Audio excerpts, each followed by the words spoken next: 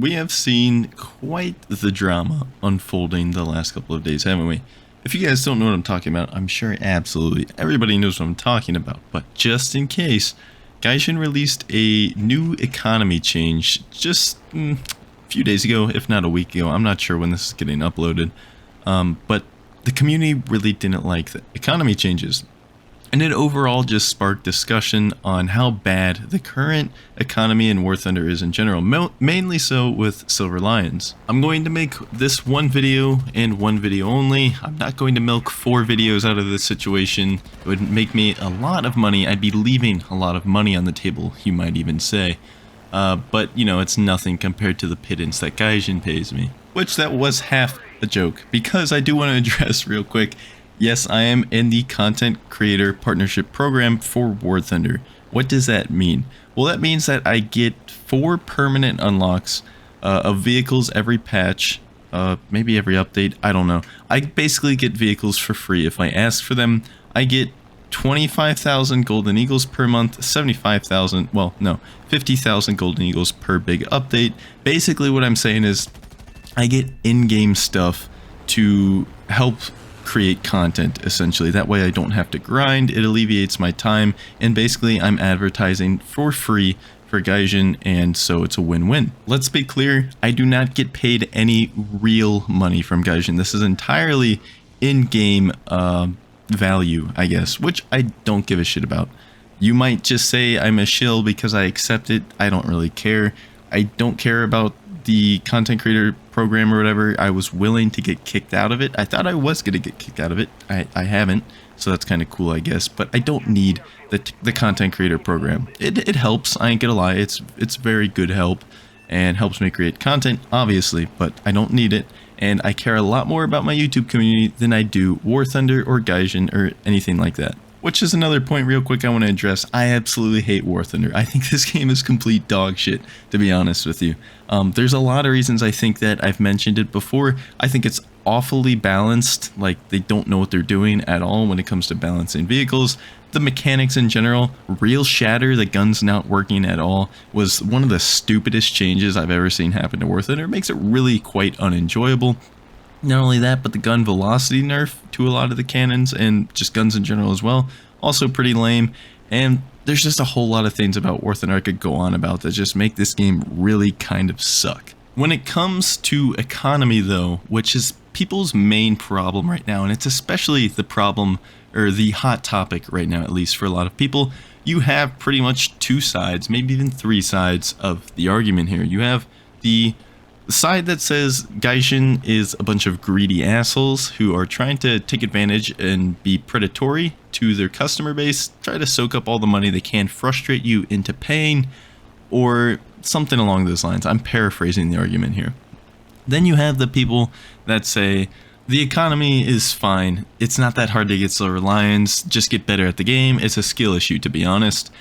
And honestly, the truth is more so in the middle. Neither side is particularly correct here, at least in my opinion. And I know it's crazy, I'm not jumping on the Gaijin bad train, but at the same time, I'm not going to sit here and defend them either. I'm going to tell you right now, I think the Silver Lions economy in War Thunder is awful. And I think it was awful back when they decided to switch to rank-based economy a little over a year ago, I guess now, which, by the way, the majority of the community voted for. Granted, Gaijin has made some additional changes and tweaks to make it even worse than what we really thought we were voting for at the time, but even with the little information that we had, it was very apparent and very obvious that the ranked-based economy was significantly worse than the one that we currently had, and yet it still managed to get a whopping 64 or 73% of the community vote of those that actually did the poll.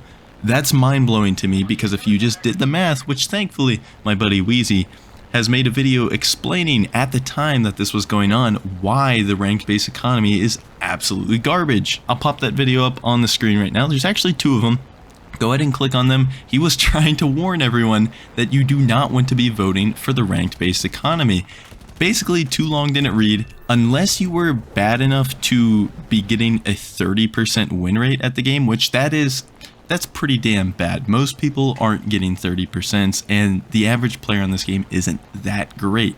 So 30%, you have to be getting that low of a win rate to actually benefit from the ranked based economy. Any higher average win rate as a player than that, and you are losing rewards. You're getting less rewards now than you would have if we had just stuck with the old system. But what happened? Players saw that some certain vehicles' repair costs would go down, like the B-29 for example, and other heavy bombers that had absolutely ridiculous repair costs. I'm not defending them at all. It was silly.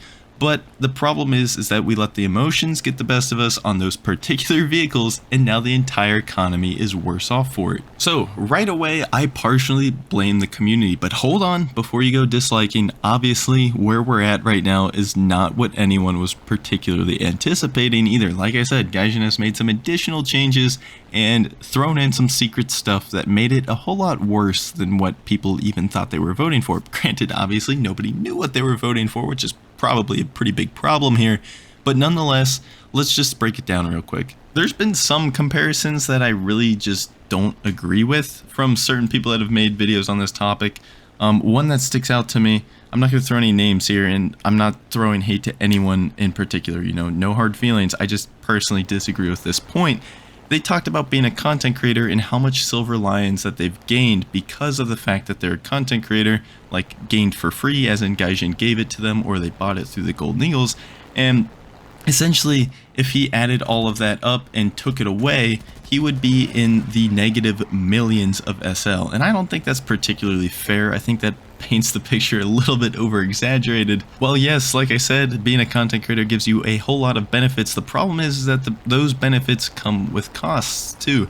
You would not be having to pay for expert crews on 10 different top tier vehicles at once, for example, if you weren't a content creator. And therefore, the fact that you're spending tens of millions of SL at a time simply would not be reality. You would have a lot more gap in between your unlocks and your grind, and therefore you would have been saving up more SL and ultimately have more to spend through grinding than just constantly spend because you keep getting new stuff without actually playing the game to get any of it back. So my point with all of this is that there's a lot of over-exaggeration, I think, to just how bad the economy is because people are frustrated. And I understand it is frustrating. And even as somebody that doesn't have to particularly deal with these problems, like I said, content creator bonus, don't hate the player, hate the game. Yeah, I don't really make that much SL. And I'd say I'm a pretty damn good player at War Thunder at this point. I don't lose SL by any means, it's just I don't make as much as I really think I should. And I think that's pretty obvious. If you're not playing a certain vehicle or a certain rank, the rewards just aren't there.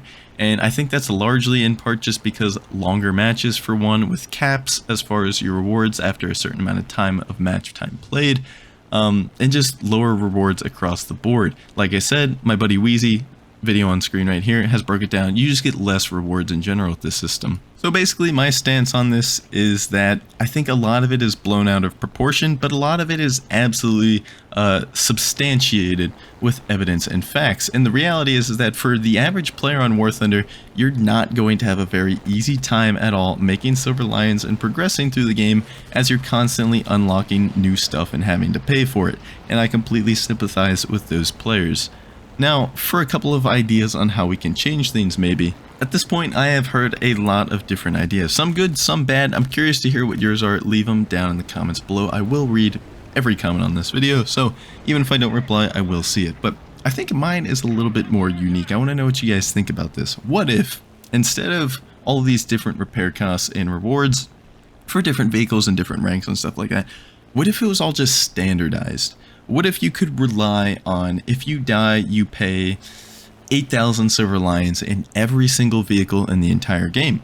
And what if you get a kill against a player, you get a certain amount of silver lions every single time in every single match in every single vehicle in the entire game? So let's say, I don't know, it takes 8,000 repair costs, maybe you get 16,000 for a kill, something along those lines. Those are just rough numbers. I'm saying standardized repair costs and rewards for every single vehicle and every single tier.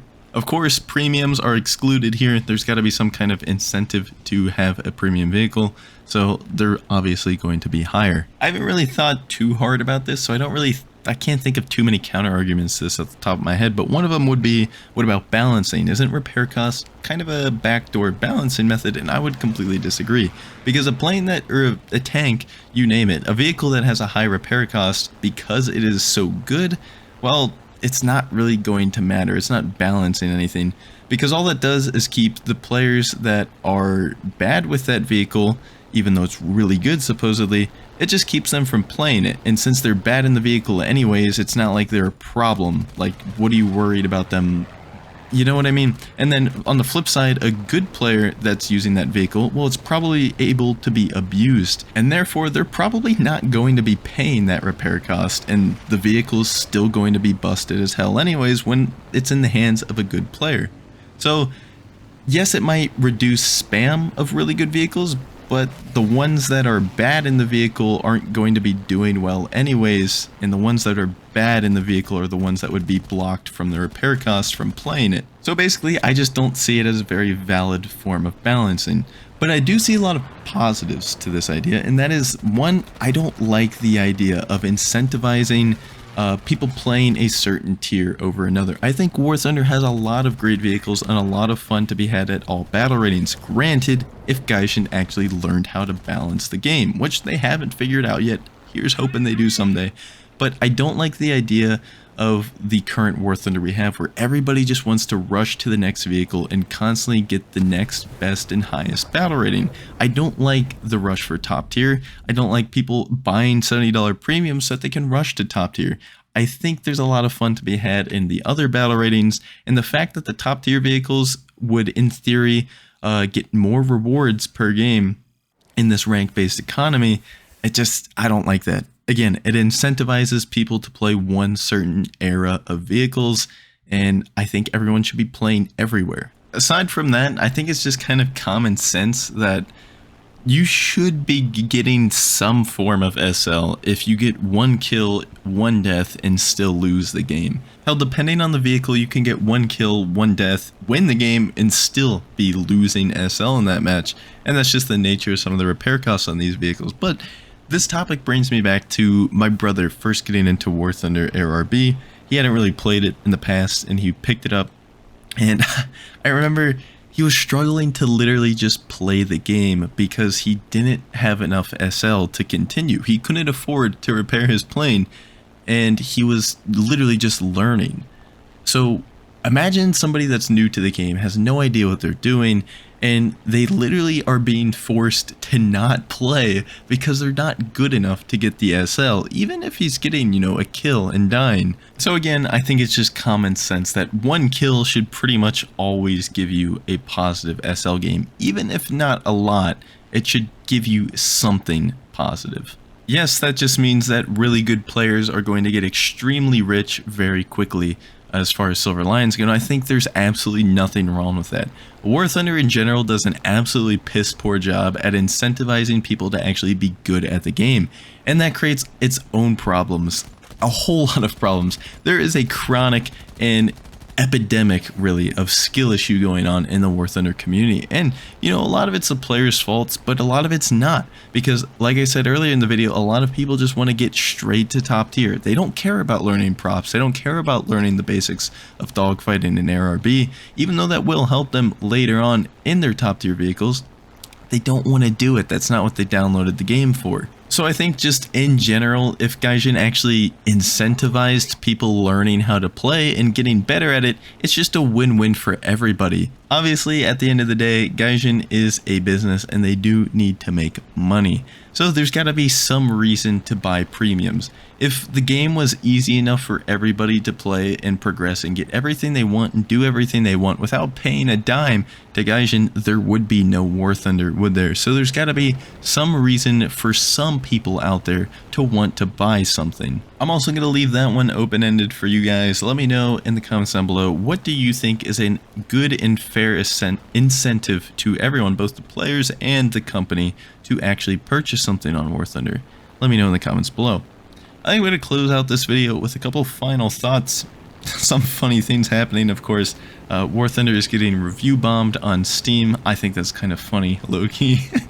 I think it's a little bit immature, but you know what? If it's effective, maybe that's the move. And it's funny nonetheless and provides some good entertainment. Actually, this whole situation's been kind of entertaining because a lot of people have taken this really, really seriously. Honestly, cringe levels of seriously. There's people out there that just act like they're on a full-blown, like, protest. Like they're protesting their goddamn government or something. And I ain't gonna lie, it's kind of cringy reading some of the comments about the War Thunder economy changes. Don't get me wrong, I guess I'm more so on your side, obviously, than Gaijin's, but when you when you're phrasing your comments in the way some of you are, it just makes me not want to be makes me not want to be on your side anymore. So yeah, I don't know. Try to be less cringe in general. Let's just remember that this is a video game after all. We're not protesting out here for higher paid wages or, you know, healthcare or anything like that. So we don't gotta get too serious, but you know, I am here for it, and I hope everyone gets something positive out of this in the end. I think that's gonna be it for me. I'm gonna leave the gameplay up for those that want to watch. I'll probably just, you know, chop it up so it's a little bit more action-packed and you're not sitting through minutes of me flying around doing nothing. The P-51D-10 is probably my favorite vehicle to play right now in the entire game, so I do enjoy playing it and showcasing it whenever I get the chance. So yeah, I'm gonna leave it running and clip, you know, kind of chop it up to where only the fun and interesting parts are shown. Hope you guys enjoyed this little rant. You probably just used it as a podcast, let's be real. Nonetheless, hope you enjoyed it, and I'll see you later.